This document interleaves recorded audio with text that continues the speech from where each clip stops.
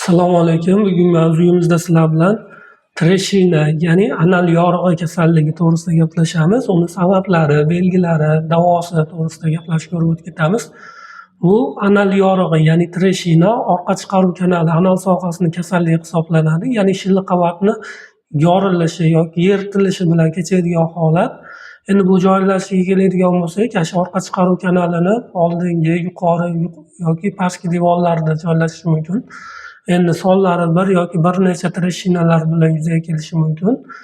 Endi buni sabablari qanday bo'ladi? Sabablari gemoroy bilan deyarli bir xil, ya'ni qabziyat bilan kechgan holatda kichik chanoq bo'shlig'ida ichki bosimni oshish hisobiga, yo bo'lmasam kam harakatlilik hisobiga, yo bo'lmasam diareya bilan kechgan bemorlarda shilliq qavatni ta'sirlashi hisobiga, yosh bolalarda gelmint bo'lganda orqa peshonga qisish holatlari yuzaga keladi. Shunda shilliq qavatni ta'sirlash hisobiga, kam harakatlilik hisobiga va boshqa sabablari bo'lishi mumkin. Bir necha sabablari bor.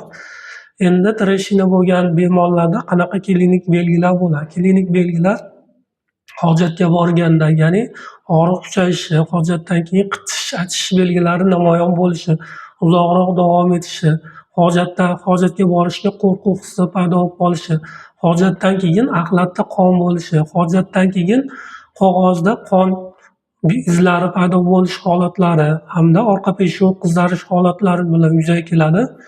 Endi bunday bo'lgan bemorlarda biz qanaqa qilib diagnostika qilamiz? Diagnostika qilishimizda biz bemorning shikoyatlariga hamda obyektiv ko'ruvlariga qarab turib, undan tashqari tekshiruvlar qilamiz. Tekshiruvlarda orqa peshon sohasini ko'zdan kechirganimizda treshina aniqlanishi mumkin. Undan tashqari instrumental tekshiruvlar, ya'ni kolonoskopiya tekshiruv orqali orqa peshon hamda to'g'ri ichakni ko'rganimizda aniqlashimiz mumkin. Undan tashqari rektomonoskopiya, ya'ni anal sohasi hamda to'g'ri ichakni ko'rish tekshiruv usuli. Undan tashqari anoskopiya deydi. Bu anal sohasini ko'zdan kechiruvchi tekshiruv usulimiz hisoblanadi. Shu holatlarda biz treshina holatlarini, ya'ni anal yorig'ini aniqlashimiz mumkin. Endi bu anal yorig'i aniqlangandan keyin biz qanaqa qilib davolaymiz? Davolashda asoratlar bilan yoki asoratsiz kelishi mumkin. Agar asoratsiz keladigan bo'lsa, biz dorilar bilan yoki dorilarsiz davolashimiz, asoratlar bilan keladigan bo'lsa, jarrohlik usuli bilan davolash tavsiya etiladi. Endi asoratsiz, ya'ni dorilarsiz davolaydigan bo'lsak, biz birinchi o'rinda sabablarni yo'q qilishimiz kerak. Ya'ni qabziyat bo'ladigan bo'lsa, ichni yaxshilashimiz, ichni suyultirishimiz tavsiya etiladi. Ya'ni qabziyatni keltirib chiqaruvchi sabablarni oldini olamiz hamda kletchatkaga boy mahsulotlar, o'simlik mahsulotlarini ko'p yeyish, shirinliklar cheklash tavsiya etiladi. Undan tashqari harakatni ko'paytirish tavsiya etiladi.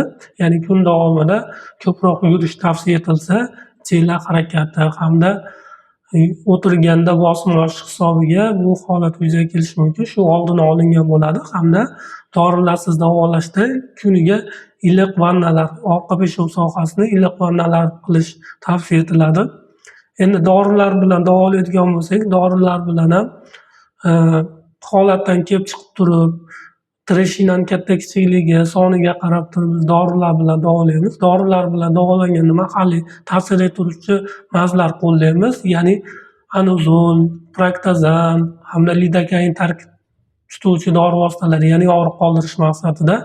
Undan tashqari orqa peshon sohasida yirtilgan, yorilgan sohalarni regeneratsiyasini yaxshilashda bepantin mazlari, metil urasil, boroplus mazlari, ya'ni mustaqilga infeksiya tushishini oldini olish maqsadida shu mazlar qo'llaymiz.